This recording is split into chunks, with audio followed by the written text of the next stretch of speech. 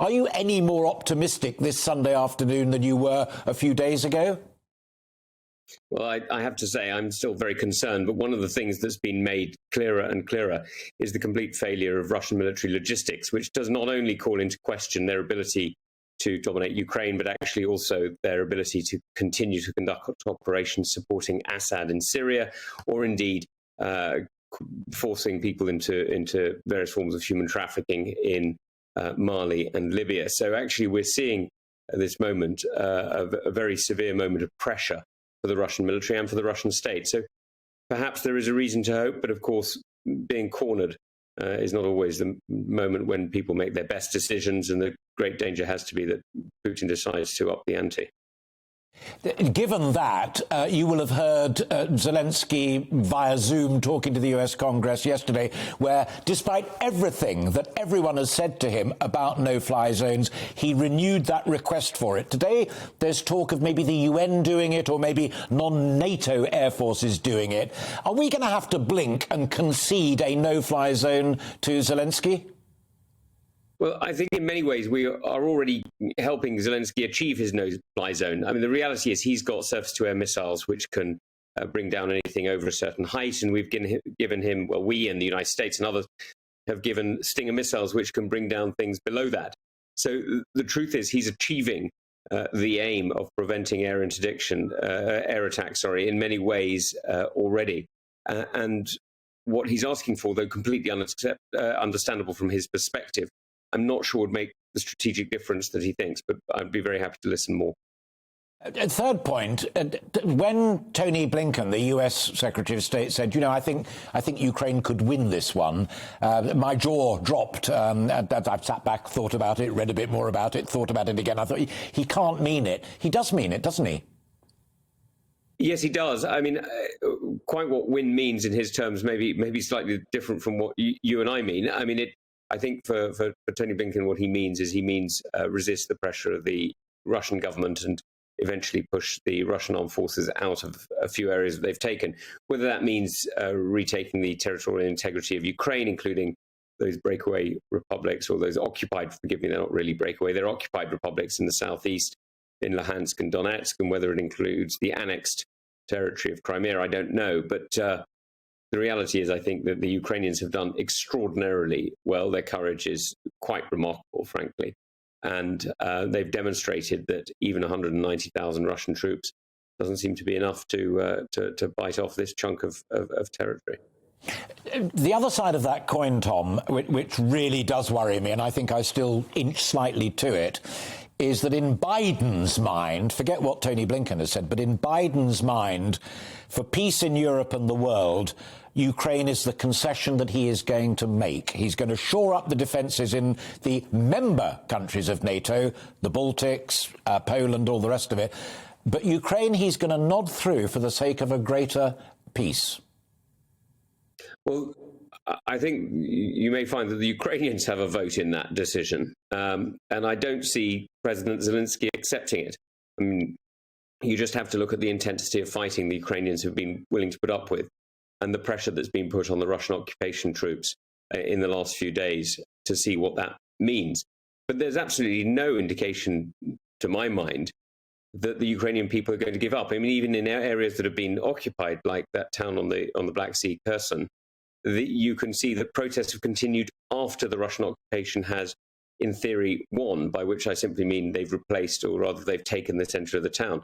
The reality is they haven't taken the hearts of the people, and they have not taken the freedom to manoeuvre inside the community. They're still having to garrison it as though they're at war.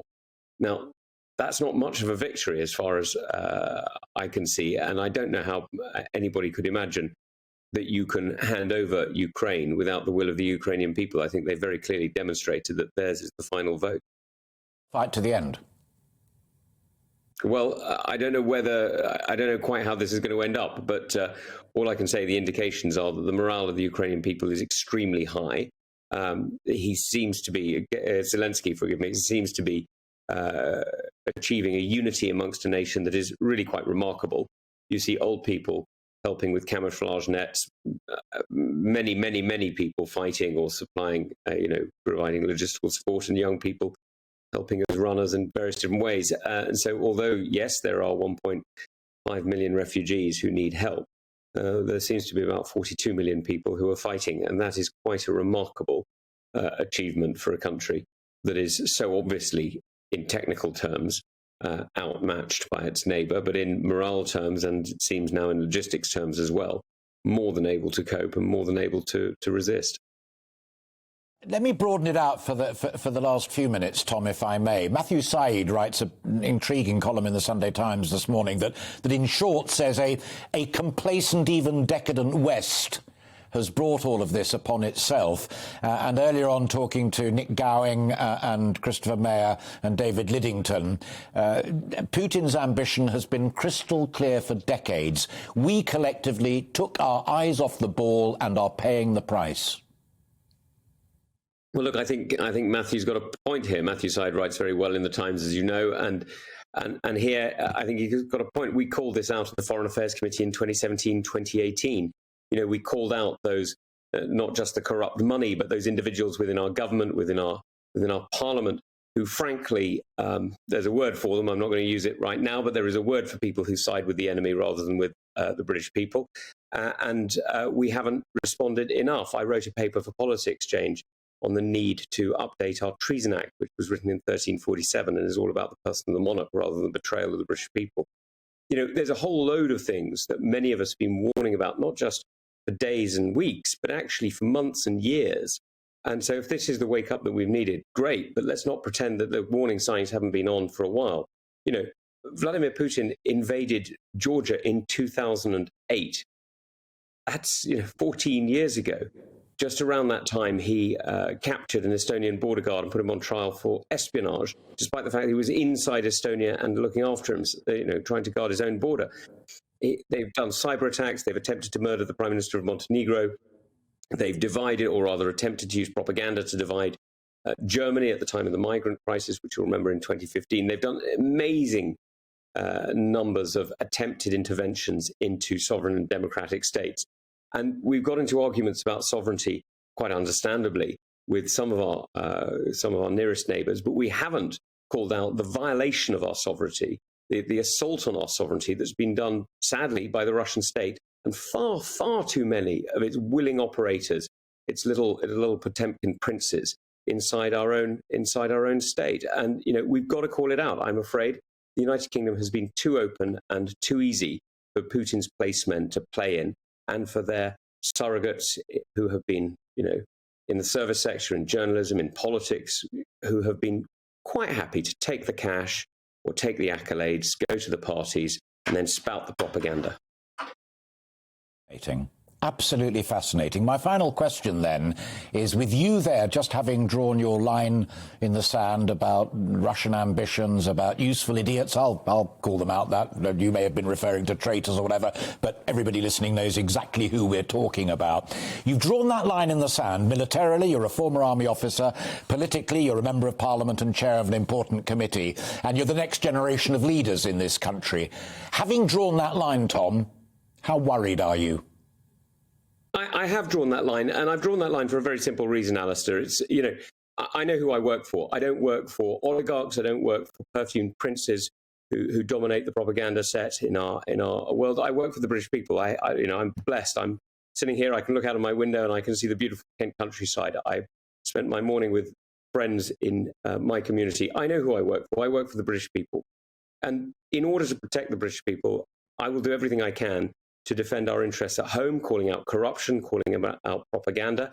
I will build up alliances, and I've been speaking only this morning to many partners in parliaments and governments in Eastern Europe, and I will continue to do that. We need to be absolutely clear that NATO is the fundamental of our defence, that our alliance, we've got this extraordinary luxury in the United Kingdom of having our border 3,000 miles to our east, which means that we have a tripwire a long way before you get to the door. It's a hell of a luxury, as any soldier will tell you, to have strategic depth. And we have all these extraordinary strengths. What we need to do is we need to reinforce them. And that means cleaning up our city. It means cleaning up our propaganda, those people who use our media as propaganda. It means cleaning up our political life. And of course, it means building up our alliances, getting over the disputes that we've had for the last few years. and focusing on what really matters, which is the freedom, prosperity and happiness of the British people and our allies.